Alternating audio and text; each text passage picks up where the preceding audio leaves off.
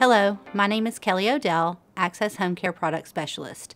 We will be going over how to schedule within the Axxess HomeCare product. Once you have logged into the solution, you will go to the Scheduling tab and to the Schedule Center.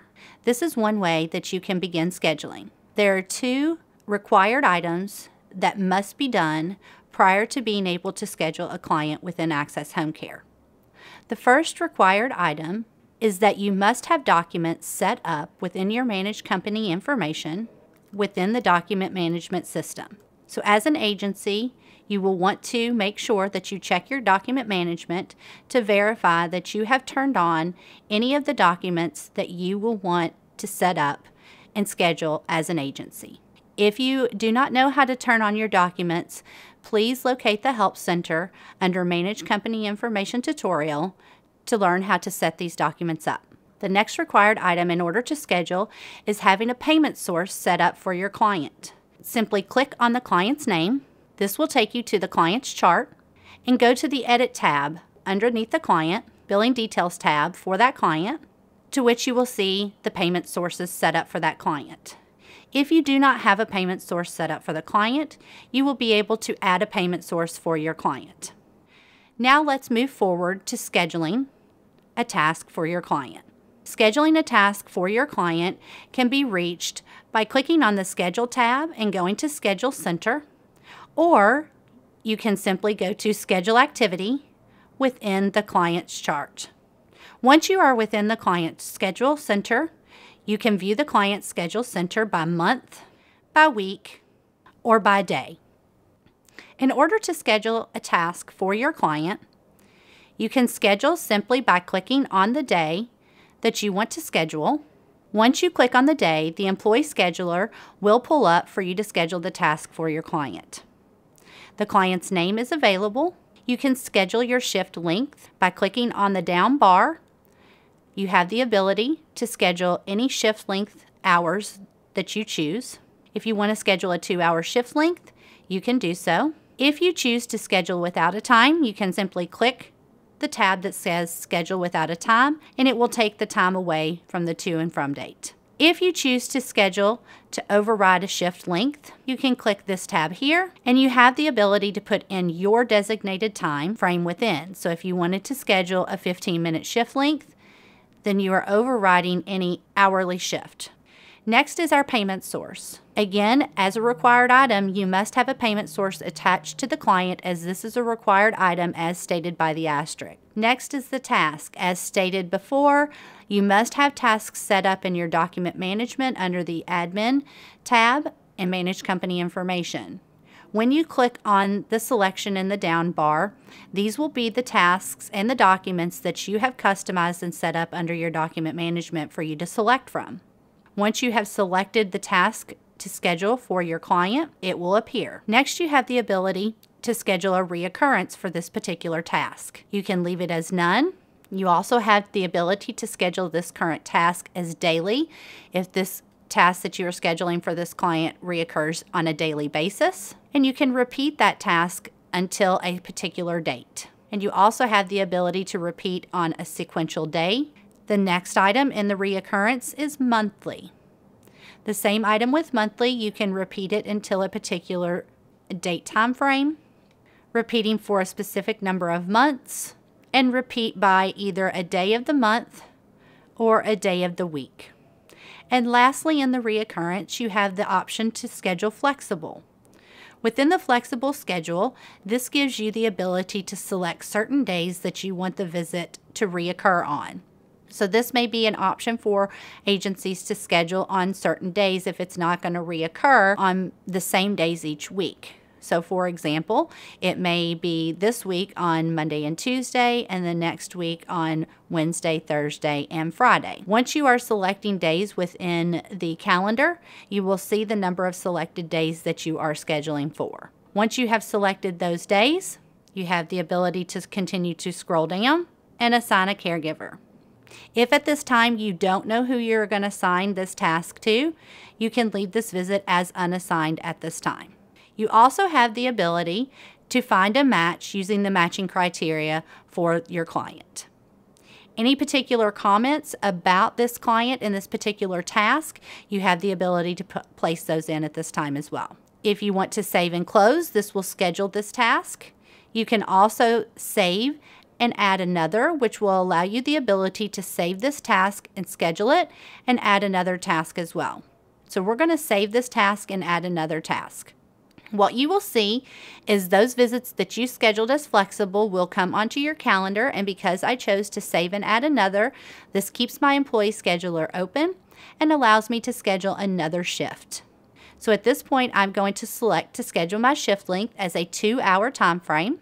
I'm going to select the day that I want to schedule my shift on, because in this section, I did not select a particular day. So I'm going to select the date that I want to schedule my shift, which will be the 7th. So my from and my to. And if I want to start at a particular time, let's say 9 a.m., I can select the 9 a.m. and select my payer and then select the task that I want to perform for this visit. If I want this to reoccur, I can have it reoccur. At this point, I don't want this to reoccur. And if I want to assign it to a particular employee, I can select that employee to assign it to. And then I can save and close. Now you will see the difference in colors within our calendar. If a visit is scheduled, you will see those scheduled visits in blue, as you are seeing on the grid below. Any visits that are completed by the staff member will be in green on your calendar. Any visits that have been missed will show up in red. Any visits that are unassigned will show up in orange. And any visits that have a red box around them mean that those visits are scheduled in some shape or form or unassigned, but have no authorizations attached to those visits, giving you that warning that you do not have an authorization scheduled for that visit. Now, with the visits that are unassigned, as you are seeing in orange here, once you are ready to assign them, you do have the ability, as you hover over them, you can print this visit, you can edit the scheduled date and time, you can reassign, or you can delete the visits. All of these items within the bar at the top are going to be permission-based. So it depends on your permissions as to what you have access to within these items. So if you need to reschedule a particular unassigned visit for this personal care visit on the 12th, just hover over the visit and you can go to the reassign box and click on that, and it will pull up the ability to reassign the task. You can use the Find a Match feature, which will give you the ability to find a match for the employee. And if there is an employee that is available with the match criteria of the client as well as the caregiver, they will pop up here, and you can use that selected match. If you choose to select an actual employee that has said they are available for that shift, you can select that employee and hit reassign, and you will see that visit now change to blue. And if you have scheduled multiple visits as unassigned, you have the option to schedule those visits in bulk. Simply by clicking the unassigned shifts, this will pull up all of your unassigned shifts for your client. You also have the option to look at your unassigned shifts by month, by week, or by day. In the month option, you can click on any of the shifts that you choose to schedule and reassign to an employee who has picked up those shifts. So I'm seeing that I have the personal care tasks, the dates they are scheduled on, the particular days, the scheduled time, the status of those visits, and the clients that they are attached to.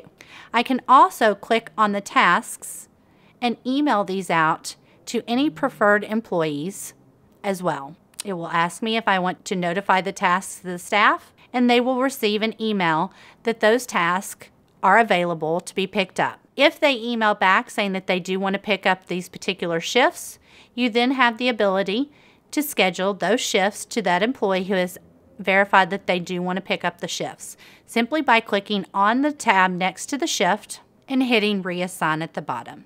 It will ask who you want to assign it to. You can click on the name and hit reassign, and those shifts that you have selected next to will actually be reassigned to that user. Now you will see those shifts for those days are now in blue. The next item within our scheduling center will be new. This is another way to schedule within the scheduling center. You can click on the client task tab, and this again opens up your employee scheduler just as if you had before clicked on the date you wanted to schedule. The next item in our Schedule Center section is the care period. This allows you to schedule a new care period and also gives you a list of your care periods. Let's take a look at the list of care periods. So for your client, you have the ability to look at your current active care periods for your client and any inactive care periods that you have currently for your client. You have the ability for your active care periods to edit that care period. So if your care period has an end date or if it is open, you have the ability to change and specify an end date for that care period. You also have the ability to inactivate that care period, which will then put that in your inactive list. You have the ability to put in comments related to that care period, and it will place those blue sticky notes next to all of the visits and the tasks related to that care period. You can assign a case manager to that care period, as well as a primary physician. And again, if you inactivate or deactivate this care period, it will come into your inactive care period list. If you want to create a new care period for this client, simply click on the new care period. Note that you must deactivate a care period prior to creating a new care period. Next is the Task Manager. With the Task Manager, this will show you all of your tasks created for your client during the date range that you place in. So you will see all of your tasks and your documents, the dates, the time, and the status of those tasks and the employees that they are scheduled to. If you were to have an employee that were to call in sick, you have the ability, and this is a great area, to come in instead of individually reassigning those tasks on those dates, to utilize the Task Manager simply by clicking on that task within the Task Manager and reassigning that task to a different employee. The employee will be notified on their dashboard under My Scheduled Task when it is reassigned to them that they now have a new scheduled task. Next, under our Schedule Center is Matching Criteria. Within the Matching Criteria tab, you will see Preferences. Under Staff Preferences, this is where you will want to move your caregivers who are oriented to the client. If you choose to move a caregiver under the Oriented tab, you will simply drag and drop them under the Oriented box. This shows which caregivers are oriented to the clients and will move them to the top of the list to be scheduled for the client. If they are oriented to the client, you will see a star next to their name. If they become a favorite to the client, you can simply click on the star and they move to the very top of the list to be scheduled with a client. If you have a caregiver that is not to be sent to a client's home, if the client has requested that they not be sent to their home, you simply can drag and drop them to the Do Not Send list, which takes them out of the ability to be able to be scheduled with that client. You can now save this information for scheduling purposes. Next, under Matching Criteria, you do have the Match Criteria availability for your client. This Match Criteria is set up under Manage Company Information. It is completely customizable. Any questions you may have about setting up the Match Criteria, please view the Help Center under Manage Company Information and the Match Criteria section. For selecting the Match Criteria for your client, you will simply go through with your client the items that they require or desire in a caregiver. If your client says that they desire a shopper, you simply click on that star one time. As shown by the grid, this shows that that is a desired quality for that client. If it is a required quality for that client, you simply click on that star again and it makes it a required item for that client. Just go through the list and ask your client what items are desired and what items are required. As you go through the list, these items will show up in the Matching Criteria, helping you with scheduling. The next item within our Schedule Center is our Visit Log. The Visit Log helps agencies who might be utilizing paper notes still at the time or who want to quickly change the status of their notes from either a not yet started or a not yet due to a completed status, which will then move the visit over to payroll and to billing. So if the task is not yet due and they want to change it to a completed status, they can simply change this visit to a completed status, verify the visit start date, the time in, the visit end date, and the time out if they are paying for travel, and save that visit. So this visit done on 1/4/2018 by Sonia Sobush. The time in is 12 a.m., the time out is 12:15. That visit will now be completed, as you see in green here on the calendar, and has moved over to payroll as well as to billing. The next item within scheduling is our authorizations. In order to view authorizations, this gives you a list of any authorizations that are set up for your client. You can view those authorizations from a date range. You can view them by payment source. You also can view an active or an inactive, pending, closed, or denied status of the authorization. You can also add an authorization within this section as well by simply clicking on Add Authorization. Please view the authorization training under the Help Center to help you with setting up authorizations. Within the Schedule Center of Axxess HomeCare will be your list task. This changes the view within the Schedule Center from a calendar view to a list view of your tasks. As you can see, if you have placed in a care period note for this client, you will see that care period note within that blue sticky note. You also will see the printer button, so any visits that have been completed, you can simply click on that printer button in order to view that note. You also will have an action tab to the right, and depending upon the permissions that you have within the system, you can view details, reopen, or delete. Within the Details tab, if you click on the Details tab, if you have that permission, you have the ability to see items within the task details of the note. The client's name, the care period, the status of the note, who the note was assigned to, the scheduled date and time, the actual date and time, the payer for the client. If you want to place a yellow sticky note for the client, meaning this would be visit comments related to that scheduled task. What this means is you may want to remind or make a note to the employee that is seeing that client to pick something up or take something to the client's home.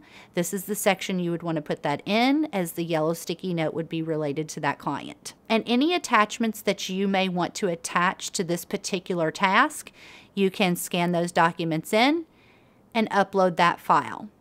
And lastly are the activity logs. Within the details section, you can click on the activity logs for this visit note and this task in particular, and be able to monitor everything that was done within this particular task, the time that it was done and the date that it was done.